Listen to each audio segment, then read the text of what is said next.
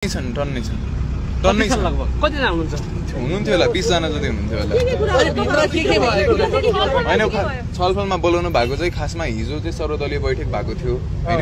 त्यो बैठकबाट चाहिँ अब उहाँसँग कुरा गर्नु निर्वाचनमा सहभागी हुने कि नहुने किनभने निर्वाचनमा उहाँहरू पुराना दल चाहिँ सहभागी हुँदैन भन्नु भयो भने चाहिँ अब निर्वाचनै नहुने अवस्था पनि आउन सक्छ नि त त्यो कारणले चाहिँ बोलाउनु भएको थियो अब म पनि के आग्रह गर्न चाहन्छु भने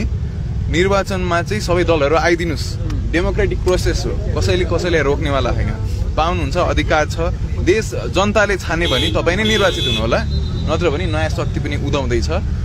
यो फेयर कम्पिटिसन हुन्छ सबैजना आउनुस् त्यति हो अनि जेनजीका साथीहरु अरु छिर्न पाएनन् भनेर आक्रोश पोखिरहेका छन् नि हैन यस्तो भयो अब यो चाहिँ तपाईले समेट्नु भएन हैन मैले समेट्ने त कहाँ हो र यो जसले बोलाउनु भयो उहाँले पो समेट्नु भयो सरकारले पूरा गर्ने विषयमा जस्तो तपाईहरुले प्रतिनिधित्व भएर सरकारमा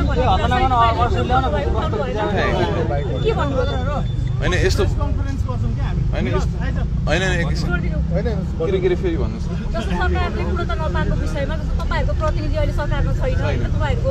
जेनेरेसनको त्यसमा चाहिँ तपाईहरुको के छ के भन्नु तपाईहरुले सरकारले प्रधानमन्त्रीसँग के भन्नु हैन यसमा त जेनजी पार्टिसिपेसन हुनै पर्छ नि हैन के रे काउन्सिल अफ मिनिस्टर्समा चाहिँ जेनजी जानै पर्छ सडकको रगत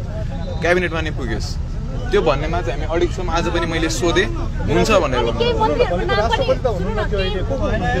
प्रधानमन्त्री हुनुहुन्थ्यो मन्त्री बोले अनि के छ तपाईहरुको पछिबाट चाहिँ को मन्त्री बन्ने त्यस्तो केही पनि कुरा भएको छैन हाम्रो खाली भनाइ भनेको चाहिँ सडकको रगत जसले चाहिँ यो क्रान्ति सफल पार्यो त्यो चाहिँ मन्त्रीमण्डलमा हुनै पर्छ अहिले 3 जना तपाईहरुबाट चाहिँ यो मन्त्री बन्दै हुनुहुन्छ के छ तपाईहरुबाट चाहिँ त्यो के छ छलफल भएको छ त्यस्तो के छलफल भएको छ अनि स्वीकार छ कि छैन तपाईहरुबाट जो हैन जेनजीले गर्नुपर्छ भन्ने चाहिँ स्वीकार छ हैन जेनजी हुनुपर्छ भन्ने कुरा स्वीकार छ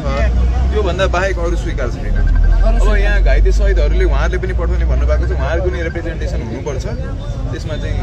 वास्तविक जेनजी चाहिँ को हुन्छ अब सबैजना हामी जेनजी हौ हामीले वास्तविक जेनजी भन्ने नै छैन कोही पनि छैनन् वास्तविक भन्ने केले वास्तविक मान्नुहुन्छ के आधारमा वास्तविक मान्नुहुन्छ भनेको सकारात्मक हैन यस्तो मिराजी प्रधानमन्त्रीले तपाईलाई खासमा त भन्नु चाहिँ के भयो औपचारिक भयो कि अनौपचारिक छलफल भयो खासमा भित्र हैन अहिले त अब एक हिसाबले औपचारिकै भन्नु पर्यो हैन ल हामी फेरि प्रेस कन्फरेन्स गर्छौं अहिलेलाई चाहिँ म यति भन्न चाहन्छु सिफारिस भएका अहिलेका मन्त्रीहरुमा तपाईको सहमति हो कि हैन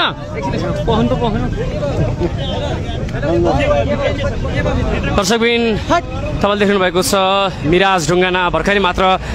राष्ट्रपति कार्यालय शीतल निवासबाट छलफल गरेर वार्ताबाट निस्किसकेको अवस्था हो दर्शकबिन